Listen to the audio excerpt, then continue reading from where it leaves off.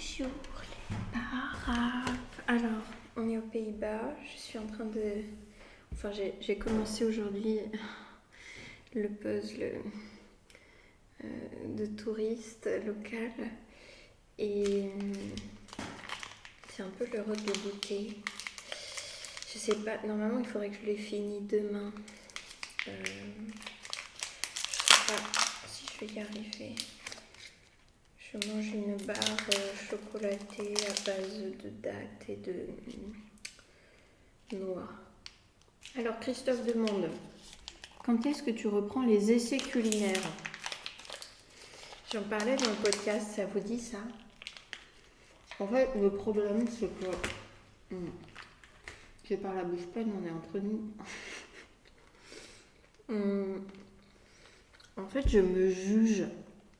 Et sûrement, je juge aussi les gens qui font ça. Ce matin, j'ai fait une trop bonne recette de pancakes. En fait, c'est comme si je ne m'autorisais pas à faire ça, comme c'était soit l'art, soit le service, soit l'art, soit le magazine, et qu'on ne pouvait pas faire les deux, que si je fais des recettes... Mais c'est ça que tu veux dire? Ouais. Les essais culinaires, ouais. Si je fais de la cuisine, je suis forcément dans une catégorie pour laquelle j'ai un peu de mépris parce que je me dis que c'est pas sérieux. Mais j'aurais envie, et en plus je pense que c'est possible de... Il y avait la chaîne que j'aime beaucoup dont j'ai déjà parlé qui s'appelle The Art Assignment, qui faisait de la cuisine selon des artistes. Il y a eu... je me souviens plus, mais il y a eu des peintres, il y a eu Dali aussi, je me demande. Georgia O'Keeffe, il y a peut-être eu Marguerite Duras aussi. Il y a des moyens, parce qu'en fait, s'alimenter, c'est un sujet capital et universel et hautement philosophique. Donc c'est bien que tu me rappelles ça, parce que je me dis, comme c'est l'un de mes centres d'intérêt principaux, que c'est une activité nécessaire, peut-être que je pourrais encore plus croiser... La question mérite que je ne l'abandonne pas complètement et que je trouve peut-être un biais artistique. Si vous avez des idées, je prends. Quand est-ce que tu reprends les visionnages avec critique de films cultes que tu n'avais pas encore vus? Mais là, tu parles des bilans cul. À quel moment je faisais des critiques de films cultes? À un moment, j'avais fait 5 films pour s'empêcher de déprimer, c'est ça? Peut-être je pourrais faire des sélections comme ça, des sélections de films un peu absurdes, genre... Vous connaissez Mubi, c'est un site d'abonnement de cinéma d'auteur. Je ne suis jamais abonnée, mais il y a des listes invraisemblables. Par exemple, il y a des listes où il y a la soie dans les films, ou des listes hyper pointues sur des sujets hyper pointus, et des gens fous qui font des listes sur des regroupements de films comme ça. Là, je pourrais parler des films où il y a des rivières. Oh, ce serait bien ça. Sélection de films à rivière. Oh, je vais faire ça. Il faut absolument que je vais faire ça. Merci Christophe, super bonne idée. Je pourrais faire ça. La vidéo des films, des meilleurs films de rivière. Il y en avait un, c'était quoi? C'était un film français avec la jeune Élodie Bouchez. Mais c'est pas Les Ruisseaux Sauvages, ou je sais plus comment ça s'appelle. Si vous avez des idées de films à rivière. Il y en a, j'adore, mais je sais pas si c'est un lac ou une rivière. Dans Call Me By Your Name, est-ce que c'est une rivière? Elle est super cette scène de baignade. Parce que souvent en plus c'est des scènes de baignade, c'est un peu sexy, c'est un peu des moments où les gens se mettent à nu, se battent dans l'eau et tout. Très bonne idée. Soleil vert, je ne l'ai toujours pas vu, je sais pas pourquoi, ça m'attire moyennement. Si tu veux me donner des arguments, Christophe, je prendrai. Quand est-ce que tu reprends la nouvelle version de Plafond? Je suis dispo pour aider à tourner si besoin. Vraiment, la vidéo Plafond, elle est drôle, mais je pense que là, vraiment, je l'ai mise de côté parce que c'est un peu dans la case tentative ayant échoué.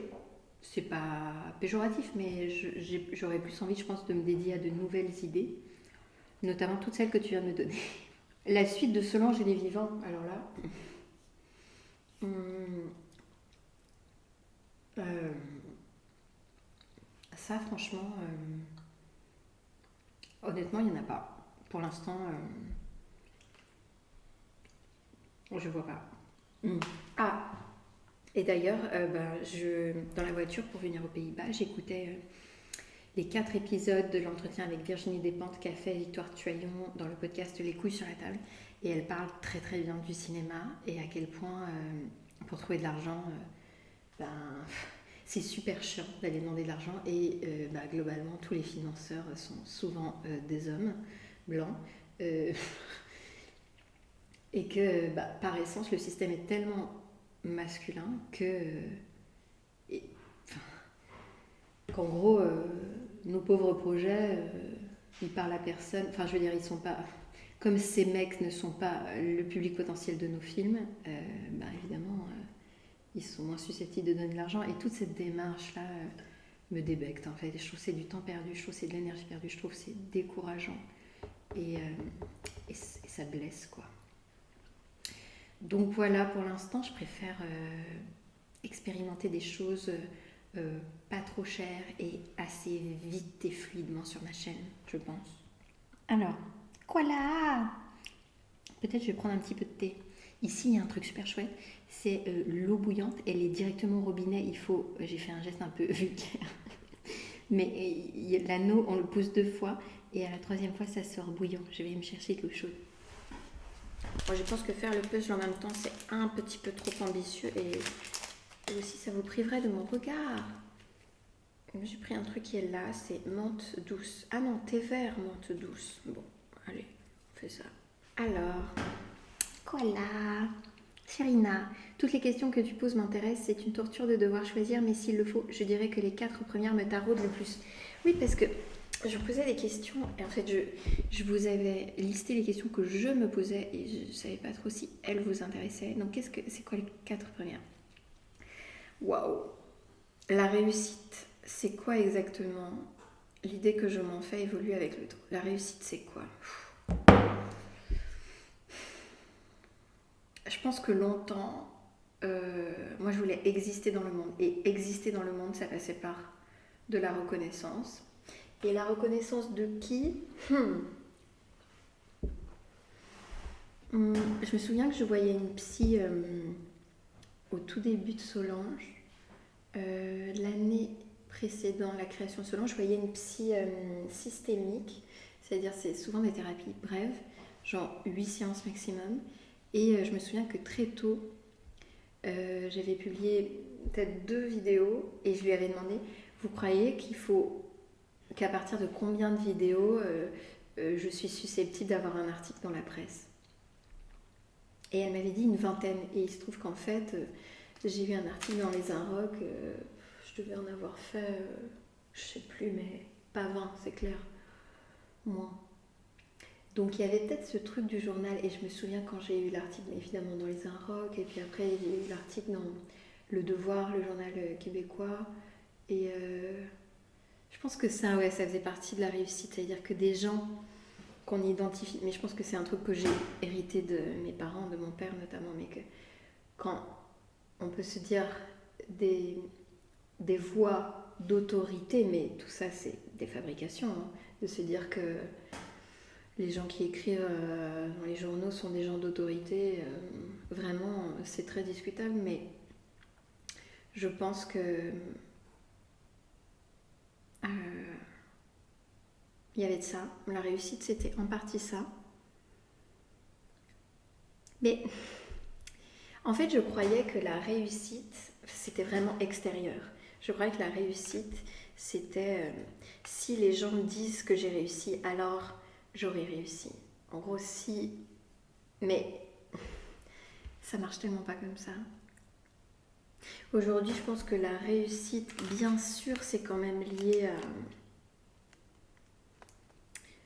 Surtout, disons, en tant qu'artiste ou en tant que créatrice, c'est quand même lié à en partie au fait de pouvoir diffuser son travail et qu'il soit reçu par les gens et que quelque part ça circule, que les gens en parlent et que les objets fassent leur chemin. Je pense que j'arrive pas à me départir complètement de ça et que économiquement c'est un petit peu important aussi, mais là vraiment de plus en plus la réussite pour moi c'est d'arriver à être autonome dans la capacité à chercher la stimulation pour soi. Ça peut vouloir dire trouver des façons de faire qui m'inspirent, trouver des personnes qui m'inspirent. La réussite, ce serait... J'en discutais avec un ami compositeur aussi. C'est en fait, peut-être la réussite, c'est parvenir à créer des choses qui manquaient au monde, selon soi. En fait, c'est aussi l'état de flow, tu sais, l'état de flow avec un W, mais aussi avec un T en français, de s'absorber dans des tâches qui... Enfin, dès lors qu'on s'absorbe dedans, ce sont des tâches qui par essence, ont du sens, tirent vers le mieux, enrichissent soi et le monde. La réussite, c'est un petit peu creuser son trou. La réussite, c'est quoi exactement? J'en pose des questions. Vous en pensez quoi, vous? Comment on désapprend à faire ce qu'on a fait pendant longtemps pour retrouver de la fraîcheur et de l'élan?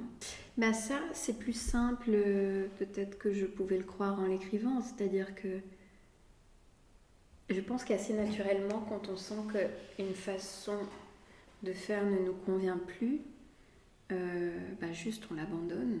Après, il y a des conséquences. Peut-être ça veut dire un temps de flou. Je crois que ça a trop infusé. Un temps de vide. Assumer un temps de vide. Assumer une perte de vitesse. Assumer de plus être dans une croissance absolue, dans une productivité folle, dans quelque chose de linéaire et de constant. Accepter de perdre pied, continuer à être curieux, faire des recherches, peut-être prendre moins au sérieux tout ça, faire des choses qui n'ont rien à voir, demander de l'aide et regarder comment font les autres. Moi, ça fait depuis la rentrée de septembre que il y a le nom de 2 femmes artistes, mais d'une autre génération que j'ai noté dans mon carnet. Je les ai croisées, je sais pertinemment qu'elles seraient disponibles pour m'aider, mais j'ai pas encore osé formuler comment j'aurais envie d'apprendre d'elles. Mais je sais que je peux le faire, je sais que je vais le faire, je sais pas encore quand et comment, mais peut-être que c'est un projet pour 2020 et qui sait, peut-être que je pourrais en faire des vidéos. Comment on demande de l'aide? Parce que ça, c'est aussi un truc qui me travaille en ce moment, c'est que parfois il y a des personnes qui m'inspirent énormément, mais je suis intimidée, j'ai l'impression que moi je vais pas forcément leur apporter quelque chose, j'ai peur de tomber au mauvais moment, j'ai peur du refus, j'ai peur que ça me renvoie à l'image. Ce sont complètement des peurs irrationnelles, parce que si ça se trouve, il y a plein de gens qui seraient ravis de travailler avec moi. Donc la fraîcheur et l'élan, ils viennent de la quête et de prendre le temps, en fait. Je pense que on est beaucoup encouragé à faire, à tout prix faire. Et à un moment, les réponses, elles viennent aussi dans le temps mort. Moi, j'aurais envie d'encourager les gens à prendre plus de temps mort. Comment transformer le travail en jeu? Ça se passe beaucoup dans la façon d'envisager les choses. Bizarrement, je pense que tout ce qui est travail de méditation, même de bouger le corps, de penser autrement, après explorer des états de conscience modifiés, même la sexualité, même la curiosité. Le monde est tellement rempli de personnes étranges et différentes et parfois, et ça m'est arrivé récemment de rencontrer quelqu'un qui peut être à lui seul ou à elle seule un monde, quoi. Et assister à quelques heures dans la vie de cette personne et de voir combien c'est tellement différent d'être quelqu'un d'autre. Et que parfois on tourne en boucle sur des problématiques qu'on a, on se rend pas compte qu'on tourne en rond et en fait il s'agit de pas grand chose pour se dire que on a l'impression d'être coincé parce que juste on pense qu'on est coincé, mais qu'il s'agit d'arrêter de penser qu'on est coincé et on l'est plus, quoi. Enfin, je sais pas comment dire. C'est dans la tête. Si, je pense que moi, j'avais beaucoup associé le travail à la souffrance. C'est complètement, encore une fois, irrationnel. Je veux dire, il n'y avait pas de preuves. Si, il y avait des signes. Sans doute, j'avais vu des gens. J'avais intégré des choses de la culture. C'était un héritage. Il y avait un truc de l'école. Mais si je commence à me dire, peut-être le travail, c'est un jeu, et que je commence à collectionner les signes comme quoi, en effet, le travail est un jeu, je vais me retrouver avec plein de signes qui me prouvent que le travail peut être un jeu. Et ça va enrichir mon expérience. Et petit à petit, je ne pourrai plus retourner en arrière. Parce qu'à un moment aujourd'hui, je me dis, mais je ne peux plus faire les choses en souffrant. Ça n'a pas... C'est impossible, comme je voudrais. Et pendant longtemps, et beaucoup de vidéos, je les ai faites dans une très grande souffrance. C'est des vidéos dont je suis fière aujourd'hui. Mais ça, c'est peut-être l'avantage de la maturité, mais à un moment, on ne peut plus retourner en arrière, quoi. Et c'est un truc que je me dis, c'est un truc idiot de vieille personne, mais c'est que à un moment, on n'a plus le temps de se faire souffrir avec les choses. Juste, on n'a plus le temps. Donc, c'est beaucoup plus créatif et gratifiant de se dire comment essayer de transformer un truc pénible en un truc joyeux. Le temps que je passe à faire ça, c'est tellement un temps qui est bien utilisé et qui me profite et qui profite aux gens que je vais croiser. Après, c'est pas toujours facile, mais c'est pas mal dans la tête. Et puis après, une fois que dans la tête, t'as un peu compris qu'il fallait en passer par là, par rire, s'amuser, rigoler, faire des bêtises, et les solutions, elles viennent petit à petit, et c'est petit à petit. Qu'est-ce qui m'amuse ? 1, 2, 3, 4, qu'est-ce qui m'amuse ? Oh, j'aime bien là que tu m'aies demandé de répondre à mes questions, parce que j'aurais pas osé si ça n'avait intéressé personne. Ce qui m'amuse,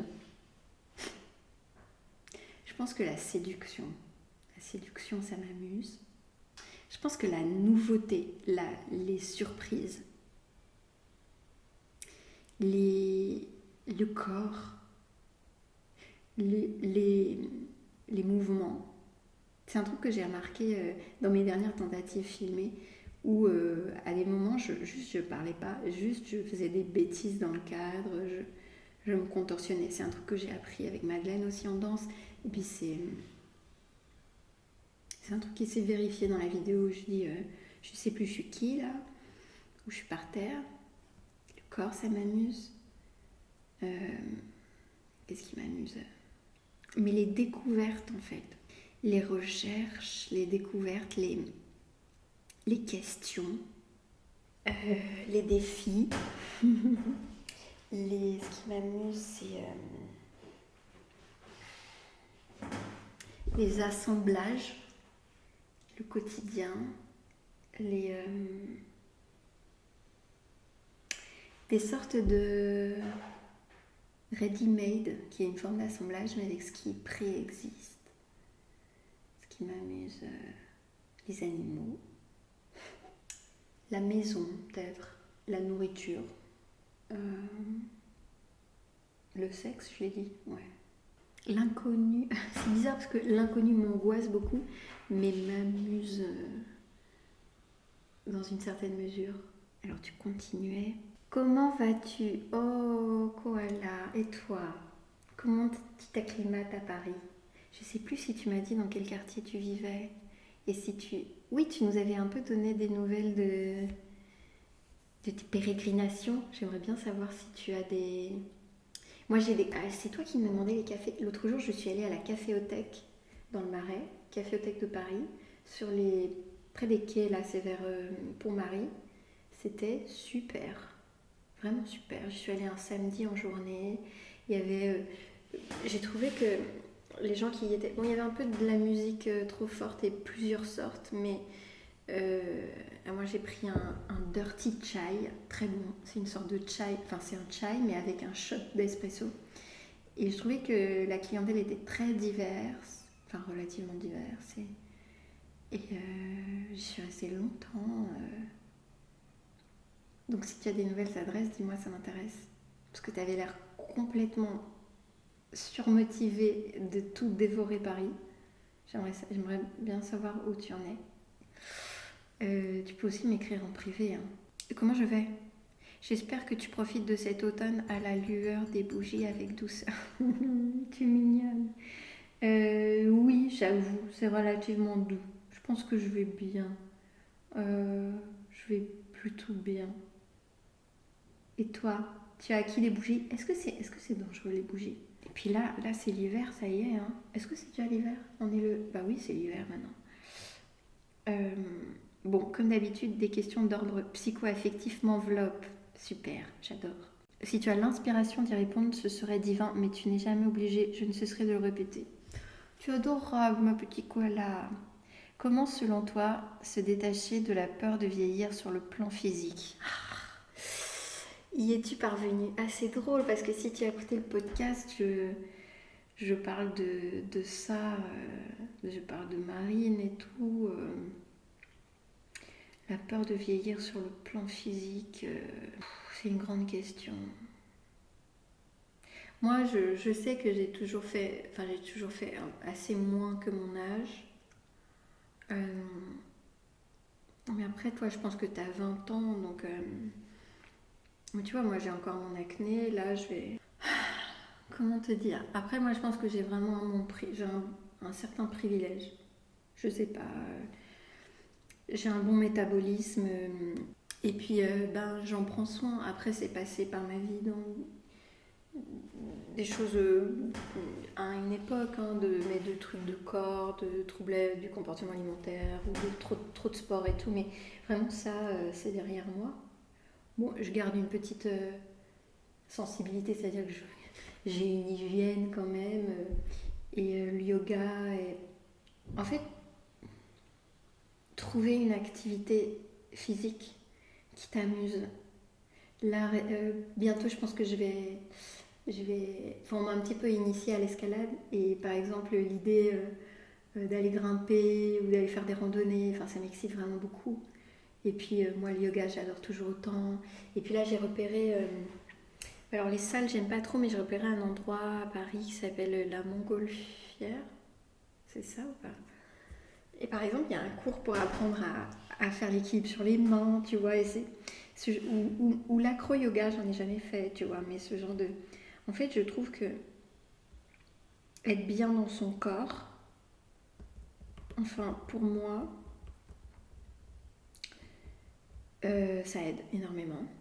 La peur de vieillir sur le plan physique, je dirais pas que c'est vraiment une peur que j'ai. Après, il se trouve que dans ma vie personnelle, j'ai souvent été en couple ou amoureuse personne qui était quand même une bonne différence d'âge. Je sais pas si ça joue, mais... Et bizarrement, je me suis souvent dit, quand je serai vieille, sans doute j'attirerai les plus jeunes. Mais je crois que j'en ai déjà parlé avec vous. Ou j'en ai même parlé sur... Il y a une vidéo, une fac qui s'appelle Cougar, je sais pas quoi. Je parle de ça dedans. Donc, alors moi, j'ai pas peur de mourir. Est-ce que j'ai... Vieillir... Pour tout te dire, là, peut-être ces derniers temps, oui, je sens un petit peu ma peau se ramollir, un tout petit peu, mais... En fait, ça vient aussi de trouver des modèles inspirants.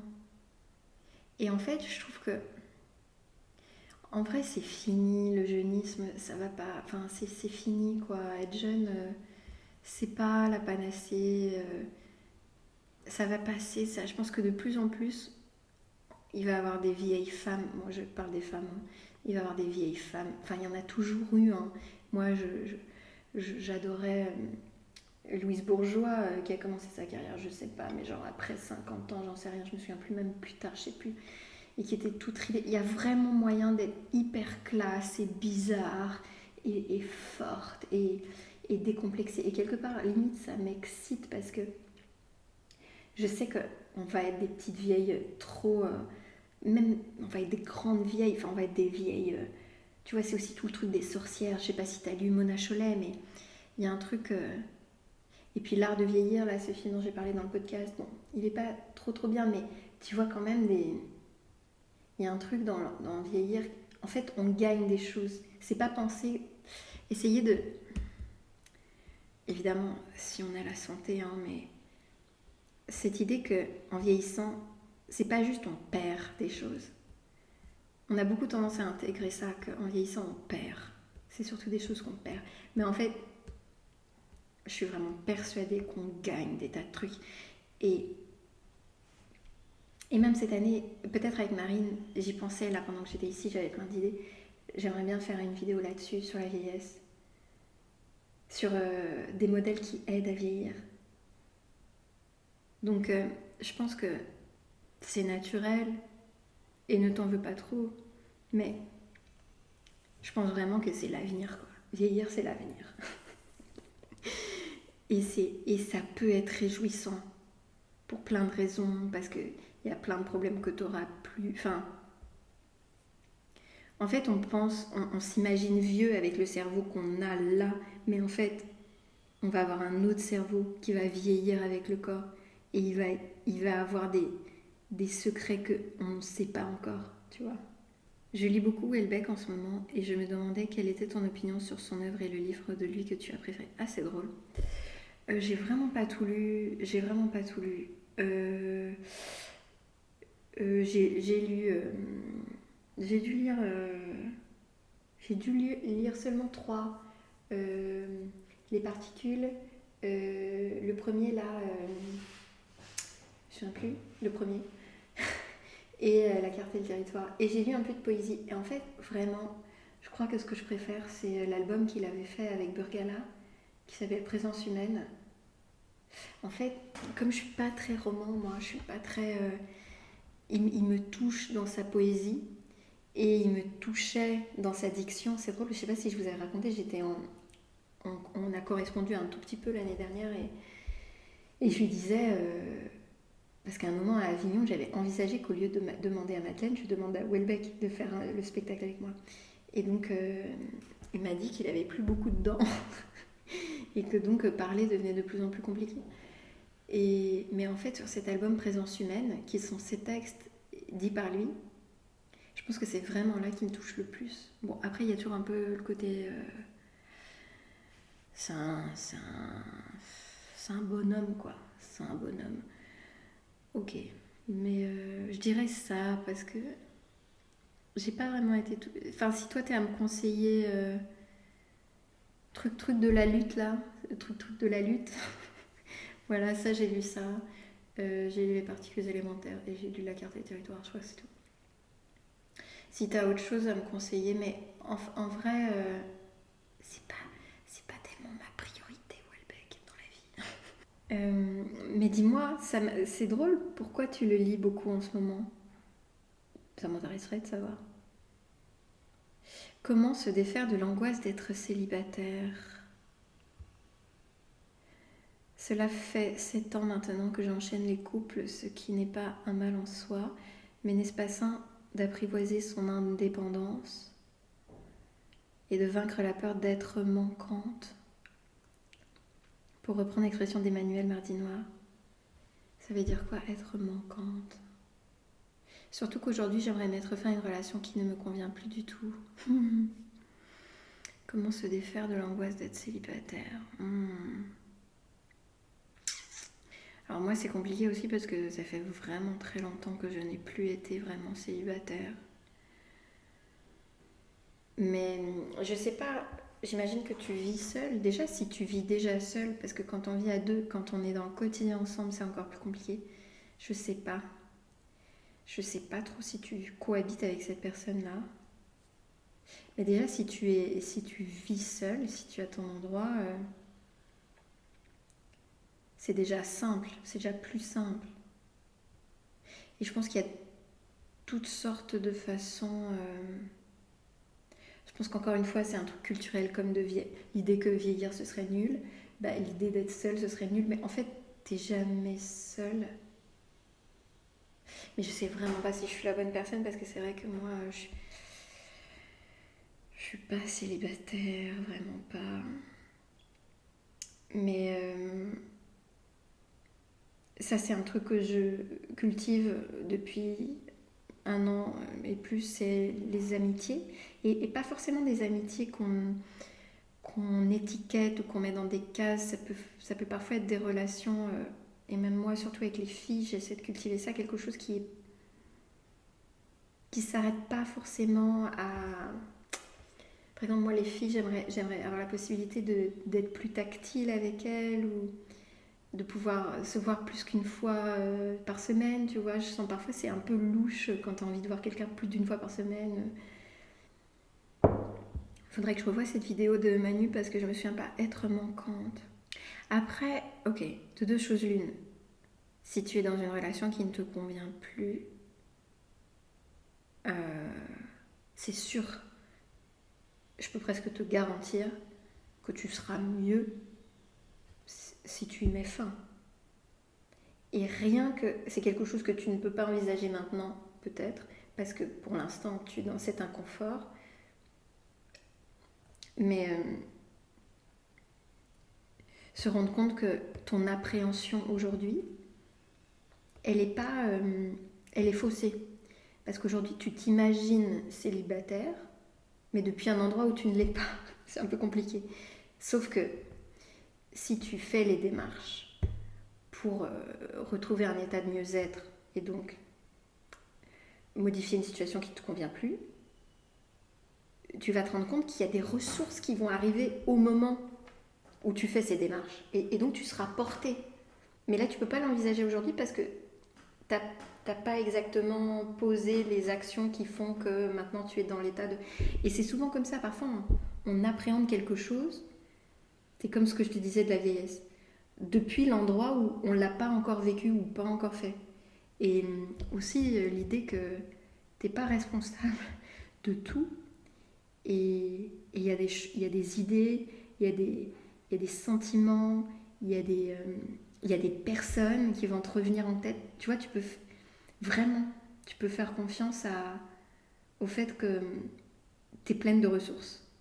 Et parfois t'en doutes, mais la vie, elle te prouve sans arrêt que t'es forte. Donc, après, t'es pas obligé d'être célibataire. Et t'es pas... Quand tu dis... mais n'est-ce pas sain d'apprivoiser son indépendance? Après, oui, c'est sain. Mais c'est pas pour autant qu'il faut absolument être célibataire. Mais ça, c'est vraiment une question que je me pose. Moi, parfois, je me dis, je devrais essayer d'habiter seule parce que quand même, ce serait important. De savoir comment c'est, de se démerder avec tous les trucs. Mais si t'en as pas l'absolue nécessité, oui, c'est sain dans l'absolu, mais il y a plein de choses qui sont saines, genre prendre un bain de mer tous les jours, ou j'en sais rien, faire 50 pompes. Enfin, il y a plein de choses saines dans la vie qu'on fait pas forcément. Et le moment où tu seras mûr pour l'être, bah, ça arrivera. Et peut-être que ça arrivera bientôt parce que tu te diras, bah là, oui, ça me va plus. Tu dis, ça ne me convient plus du tout. Donc, je trouve que ça peut être une chouette aventure et c'est l'occasion. Et l'angoisse, bah, ça fait partie de l'expérience. C'est chiant, l'angoisse, mais en vrai, on ne peut pas s'en débarrasser complètement. Et par moments, tu vas être excitée. Par moments, tu vas être impatiente. Par moments, tu vas être en colère. Par moments, tu vas trouver ça immensément doux de te retrouver avec toi-même. Et par moments, ouais, tu vas avoir peur. Mais on est d'accord pour dire que tu vas traverser tout ça, toute la variété de choses. Et l'angoisse en fait partie, mais il y a mille autres choses. Peut-être tu vas te sentir une liberté folle. Peut-être tu vas avoir des idées que tu n'as plus depuis super longtemps. Peut-être que tu vas te découvrir une nouvelle passion. Peut-être tu vas renouer avec quelqu'un. Peut-être tu vas manger différemment. Peut-être tu vas te laisser aller. Peut-être, tu vois, c'est, c'est hyper riche. Je pense, te force pas à le faire, mais si ça s'impose, vas-y quoi. Et, et l'angoisse, en fait, ce qui augmente l'angoisse, c'est l'idée que tu devrais pas être angoissé. Mais dès lors que tu dis que l'angoisse, ça fait partie de la vie, bah ça passe. Je sais pas. Est-ce que c'est nul mes conseils? Mais en vrai, je pense que tu as toutes les réponses. Est-ce que tu crois qu'on peut se révéler comme artiste à n'importe quel âge? Oui, absolument. Absolument. Voilà, j'espère ne pas poser trop de lourdeur avec ces questionnements. Les rouages de mon cerveau s'agitent beaucoup en ce moment. Mais j'adore tes questions, Koala. Je t'embrasse fort et te remercie d'être là. Bisous parapluie aussi. Merci pour tes questions. Et donne-nous des nouvelles, si tu veux. Moi, ça m'intéresse de savoir si ça donne de l'eau à ton moulin. Il y a Gaëlle. Elle était plus là, Gaëlle. Elle est revenue. Tu nous as manqué. Bonjour Ina, moi j'aimerais te questionner sur la séduction. Oh, waouh. Alors, quelle place faut-il laisser à la séduction dans la vie et dans les rapports humains? Séduire et être séduit est un plaisir exquis, on est d'accord. Mais n'est-ce pas un peu tromper l'autre ou se tromper, exagérer certains de nos talents et ne pas se montrer sous son véritable jour? Et comme il est triste le moment où la séduction s'arrête. Et pourtant c'est là que la vérité arrive et elle est parfois tellement plus belle. Qui séduire? Pourquoi séduire? Je te souhaite plein de bonheur. Gaëlle, elle est top ta question. J'ai des frissons là. Séduire et être séduit est un plaisir exquis. Ça pour moi c'est vérité, on est d'accord. N'est-ce pas un peu tromper l'autre ou se tromper? Là je pense que c'est discutable. Je pense que le seul fait que tu évoques ça montre que je pense que tu n'es pas une séductrice malveillante ou malhonnête. C'est un jeu. Dès lors qu'on joue, quand on joue, on y va à fond et enfin dès lors que tu as ce souci, euh, c'est bon. J'aurais tendance à penser que tu es en sécurité et que les gens que tu séduis le sont aussi. Dès que tu gardes un pied sur le frein et que tes intentions ne sont pas perfides. Il est triste le moment où la séduction s'arrête, je suis d'accord. Et pourtant, c'est là que la vérité arrive et elle est parfois tellement plus belle. Là, pareil, ça pourrait être discutable, mais c'est vrai aussi. Donc, en fait, j'ai l'impression que la vie, c'est. Enfin, tout est sous forme d'onde, tu vois. On peut pas plafonner tout le temps un truc où on est dans un truc hyper de séduction tout le temps. En fait, la séduction est bonne aussi parce que il y a des temps sans séduction, tu vois. C'est ça qui fait le goût. Et en fait, tu as des moments intenses de séduction euh, qui durent, quoi. Et qui font que peut-être pendant un temps, tu as moins envie de séduire et tu peux être plus en réceptivité de quelque chose de plus vrai et de plus. Comment. apaisé, je dirais. Qui séduire, moi j'ai envie de dire, séduire, c'est... moi je pense qu'on séduit pas n'importe qui sur commande, quoique. Qui séduire, ça dépend de... En fait, je pense qu'on séduit, ce qui peut être bon, vraiment bon, c'est de séduire les gens qui vous inspirent la séduction. Parce que je pense que c'est pas tout le monde. Parce que séduire, ça peut être fatigant. Hein. Et puis ça demande de la ressource et de l'énergie, ouais. Donc tu veux pas séduire n'importe qui, parce que oui, c'est un talent et c'est un... Mais donc, je dirais séduis qui t'inspire.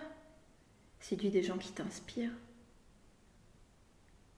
Parce que c'est eux qui vont te nourrir aussi. Et qui vont te faire découvrir de nouvelles façons de séduire. Et après, ça devient comme une sorte de cercle vertueux. Pourquoi séduire? Parce que c'est bon. Je pense que tu l'as dit. Parce que c'est bon. Pourquoi séduire? Mais parce que ça revient à ce que je disais au début sur le jeu et l'amusement.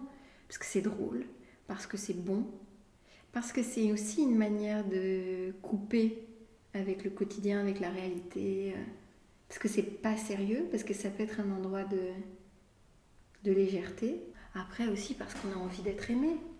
Parce qu'on a envie d'être célébré. Parce qu'on a envie de sentir son pouvoir. Alors parfois ça peut être moche d'abuser de son pouvoir, mais j'ai quand même l'intuition que tu es au clair avec ça. Mais séduire, ça fait du bien. Parce que... En fait, parce que séduire et y parvenir, c'est aussi accéder à une forme de complicité humaine. C'est se sentir moins seul, c'est être rassuré sur sa singularité et se dire j'ai réussi. Enfin, c'est une petite victoire finalement, c'est bon quoi. Ça t'inquiète? Ah, j'ai une autre question. Pourquoi la question qu'as-tu fait aujourd'hui peut être détestable ou adorable? Moi, j'ai un véritable problème avec cette question. En fait, moi, j'aime bien que les gens me racontent ce qu'ils ont fait. Parce que, mais même vous, quand je vous dis, quand vous écoutez mon podcast, dites-moi ce que vous faites et tout. Parce que je trouve ça dépaysant, la variété des activités possibles dans les vies humaines de personnes qui m'entourent. Donc, est-ce que c'est une question que je pose? Je ne sais pas tellement, mais j'ai mon amie Marie qui avait fait un podcast, par exemple, qui, elle peut complètement m'écrire ben alors là, j'ai fait ma lessive et j'ai passé l'aspirateur et puis je suis allée acheter des légumes marinés pour Yé. Et là, son mari, il est chinois. Et, et là, je sais pas quoi.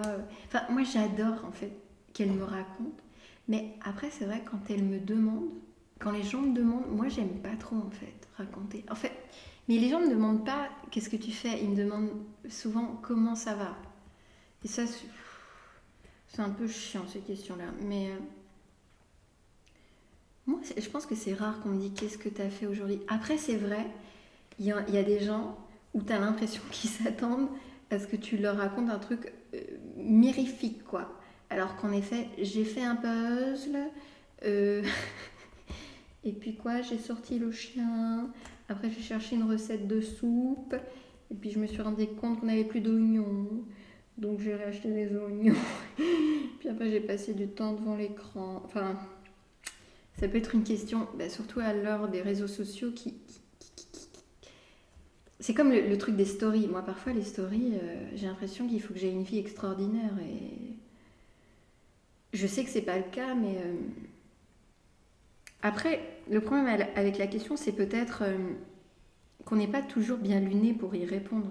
Il y a des jours où on est dans une sorte d'énergie de partage, et puis il y a des jours où on est comme dans une énergie de repli. Tu crois que c'est ça, peut-être? Peut-être c'est ça. Mais moi, lire sur ce que font les autres, quand c'est pas des autres voilà, qui sont des célébrités et qui surfent sur la côte ouest des États-Unis, mais que ces autres, en gros, qui vont faire des choses un peu proches, mais un peu exotiques quand même, un peu éloignées, un peu vaguement... Ça j'aime beaucoup. Mais oui, mais c'est vrai que qu'as-tu fait aujourd'hui, ça peut être une sorte. On a l'impression que la personne vous rend des comptes et qu'il faut rendre des comptes. Et donc, dans sa tête, on essaie de faire le calcul. Aujourd'hui, est-ce que j'ai assez fait? Est-ce que j'ai assez de choses à raconter? Est-ce que je suis fière de moi? Est-ce que j'ai mis à profit cette journée? C'est peut-être ça aussi qui te gêne. Mais tu dis détestable ou adorable? Mais oui, adorable. Parce qu'aussi, ça témoigne d'une certaine attention. C'est quelqu'un qui est curieux de toi. Et ça, c'est toujours un petit peu charmant. Je t'aime, Gaëlle, t'es drôle.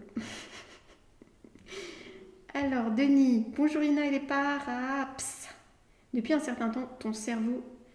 Alors, Denis, il connaît mon cerveau. Hein. Ton cerveau est agité de problèmes que tu penses être contradictoires. Capter sur le vif la fraîcheur de l'inattendu d'une idée ou d'un événement, ou bien professionnaliser la production de vidéos et t'entourer d'une équipe de pros. Or, je pense que ce n'est pas incompatible. Moi non plus. Les vidéos nécessitant un lourd investissement peuvent sûrement alterner avec d'autres plus simples et jubilatoires. Qu'en penses-tu? 100% d'accord. Autre question. Le challenge du NaNoWriMo a pu t'aider à écrire quelque chose qui pourrait être la base d'un nouveau livre? Absolument. Absolument. Peut-être que cette idée est beaucoup plus avancée que je ne le pense. Alors, scoop ou pas scoop? Qu'est-ce que je... En fait, tout est parti. Je sais plus ce que je vous ai dit ou pas dit parce que c'est un projet dont je parle depuis plus d'un an avec Alexandre Dana, vous savez, le coach de Live Mentor qui est un peu devenu un ami en fait. Et à la base, c'était un livre sur la masturbation. Et, euh, et en fait, c'est un peu devenu, ça s'est un peu mélangé à une histoire d'amour que je vis en ce moment. Et, euh, et, euh, et donc où je coécris avec une autre personne. Donc la vraie question, vraiment la question que je... Donc on a pas mal de textes là. Et ce serait un livre illustré aussi. Le problème que j'ai maintenant, c'est le dilemme. Est-ce que j'essaie de refaire appel à un éditeur classique? Ou est-ce que je trouve quelqu'un en freelance? Parce que j'ai quand même besoin de m'entourer de quelqu'un qui va m'aider à mettre en forme et à tenir des deadlines et tout. Est-ce que je trouve un éditeur freelance qui m'aidera à auto-éditer ce prochain livre?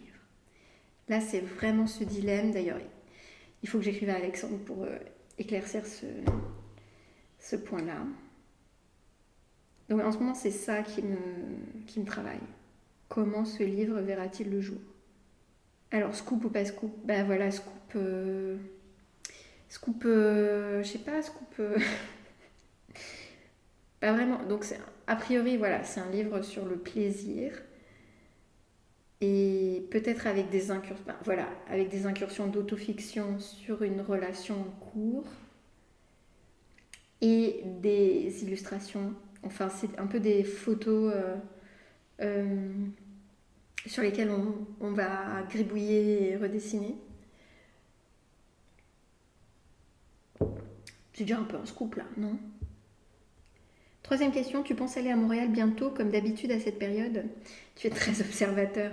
Alors, ce n'est pas prévu. Ce n'est pas prévu pour l'instant. Ça me manque un peu, mais c'est un peu compliqué en ce moment d'envisager ça.